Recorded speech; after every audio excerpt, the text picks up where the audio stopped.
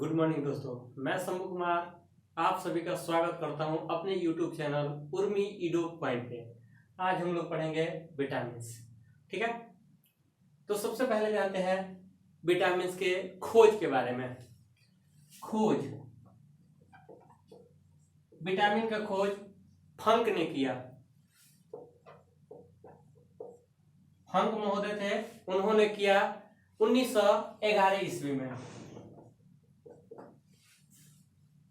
उसके बाद 1912 ईस्वी में इसका सिद्धांत दिया गया।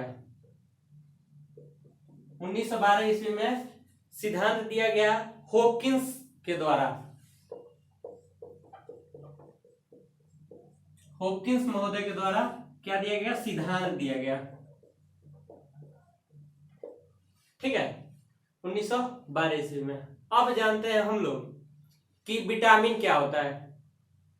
ठीक है, तो विटामिन सूक्ष्म पोषक तत्व होते हैं, ये हमारे शरीर के लिए आवश्यक होते हैं तथा इनके कमी से न्यूनता जनित रोग होता है। ठीक, एक बात याद रखेंगे, इससे हमारे शरीर को ऊर्जा नहीं मिलती है। किससे? विटामिन से। विटामिन से हमारे शरीर को ऊर्जा नहीं मिलती है। ठीक है, अब देखा जाए विटामिन दो प्रकार के होते हैं। विटामिन जल में विलयता के आधार पे, ठीक है, विलयता के आधार पे ये विटामिन कितने प्रकार के होते हैं? दो प्रकार के होते हैं। ठीक है, घुलनशीलता के आधार पे दो प्रकार के होते हैं। कौन कौन? एक जल में घुलनशील विटामिन, जल में घुलनशील विटामिन, और दूसरा वसा में घुलनशील विटामिन।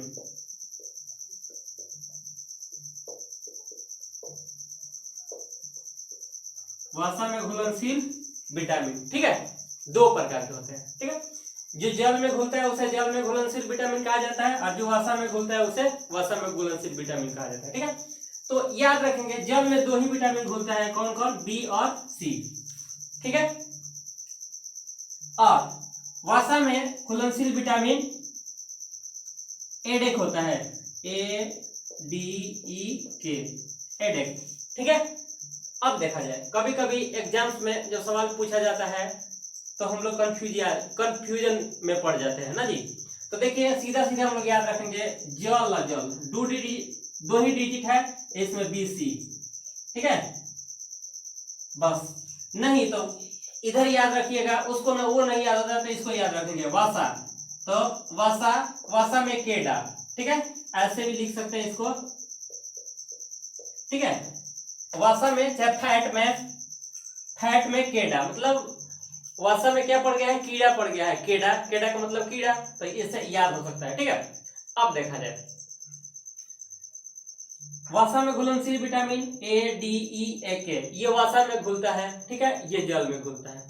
ठीक, अब देखा जाए एक विटामिन ये बी है, तो बी में बहुत सारे विटामिन हैं। Vitamin B1, B2, B3, B4, B5। ठीक है, तो बी कॉम्प्लेक्स में बहुत सारे विटामिन आते हैं। ठीक है, एक है विटामिन B12, ठीक है, जिसका रासायनिक नाम है साइनोकोबाल्बिन। ठीक, ये अपवाद है, ये जल में घुलनशील नहीं होता है। ठीक है, ये लीवर में पाया जाता है। कहाँ? लीवर में पाया जाता है। कौन विटामिन? Vitamin B12। ठीक है, जिसको साइनोकोबाल्बिन कहा जाता है। ठीक है, तो इस बात को भी याद रखेंगे। ठीक, अब देखा जाए डेली डिमांड का विटामिन कौन है? BC है। तो डेली डिमांड का विटामिन है, तो इसके बारे में कुछ जान लेते हैं। BC जल में घुलनशील है, ये डेली डिमांड का विटामिन है। आपको पता है कि जब जल में घुलनशील है तो हमारे शरीर से जब जल का निष्कासन होता है, चाहे यूरिन के माध्यम से हो, पसीना के माध्यम से हो, या मल द्वारा से हो, ठीक है, या आंसू के द्वारा हो, शरीर से क्या निकलता है? जल निकलता है। और उस जल में ये दोनों विटामिन क्या होंगे? घुलेंगे, घुल के शरीर से बाहर निकलेंगे। तो प्रत्येक दिन ये चाहिए ही चाहिए हमको किसी न किसी हालत में। ठीक है, तो इसलिए बी और सी को क्या बोला जाता है? डेली डिमांड का विटामिन बोला जाता है। ठीक है, ये हमें चाहिए ही चाहिए, और ये जल में घुल के हमारे शरीर से बाहर निकलते हैं। यदि ऑप्शन में बी और सी दोनों रहे बोला जाए कि इनमें से कौन डेली डिमांड का विटामिन है, तो याद रखेंगे बी और सी दोनों ऑप्शन में रहेगा, तो हमेशा हम आंसर क्या मारेंगे, सी। ठीक है, सी मारेंगे। ठीक है, अब देखा जाए सर्वाधिक किसकी आवश्यकता होती है, सी की। ठीक है, ये दोनों ऑप्शन में रहेगा, तो नहीं रहता है तो बी मार के निकल जाएंगे। वसा में घुलनशील विटामिन, वसा में घुलनशील विटामिन। ठीक है, तो सबसे पहले आता है ए, विटामिन ए। विटामिन ए के बारे में जानते हैं। ठीक है, तो विटामिन ए का रासायनिक नाम रेटिनॉल होता है। रासायनिक नाम क्या होता है, रेटिनॉल।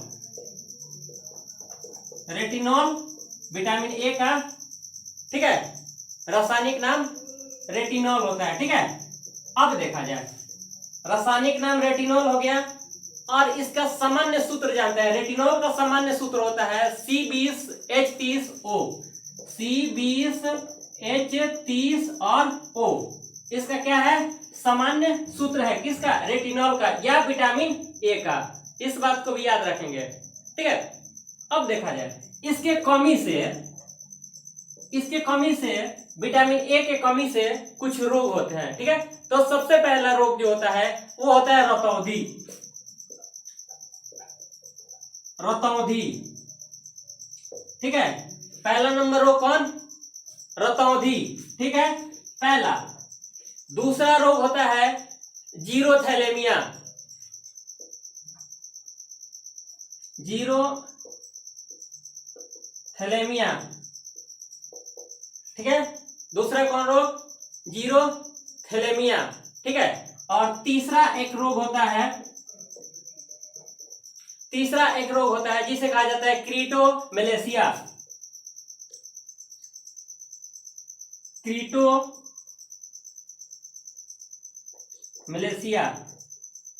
ठीक है, 3 रोग होते हैं क्रीटोमेलेशिया। ठीक है, अब देखा जाए ये कमी से होने वाले रोग। ठीक है, अब इनके बारे में और जानते हैं, स्रोत के बारे में जानते हैं कि विटामिन ए का स्रोत कौन कौन सा है। ठीक है, तो पहला नंबर सबसे स्रोत मछली के लीवर का तेल। मछली के लीवर का तेल, ठीक है, उसको कोड लीवर ऑयल भी बोला जाता है, कोड लीवर ऑयल बोला जाता है। ठीक है, उसके बाद गाजर, मूली, चुकंदर, पका आम, मांस, ठीक है, हरा साग सब्जी, तथा इसको याद रखेंगे गोल्डन राइस। गोल्डन राइस, ठीक है, इस बात को याद रखेंगे।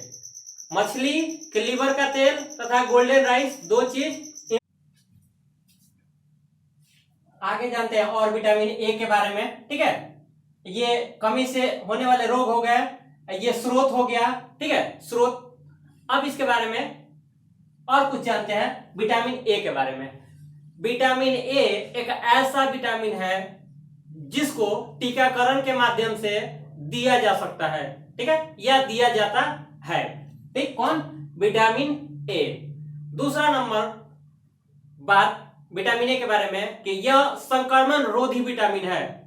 यदि विटामिन ए हमारे शरीर में रहेगा तो जल्दी हम किसी भी बीमारी से संक्रमित नहीं हो सकते हैं। ठीक है, दूसरा नंबर बात। तीसरा नंबर बात, यह त्वचा के उपकला ऊतक मतलब एपिथेलियम ऊतक को सुरक्षा प्रदान करने का काम करता है। ठीक है, विटामिन ए एपिथेलियम ऊतक को सुरक्षा प्रदान करने का काम करता है। ठीक है, अब एपिथेलियम ऊतक के बारे में थोड़ा सा जान लेते हैं। एपिथेलियम ऊतक ऐसा ऊतक है जिससे हमारे शरीर के ऊपरी अंग का निर्माण होता है।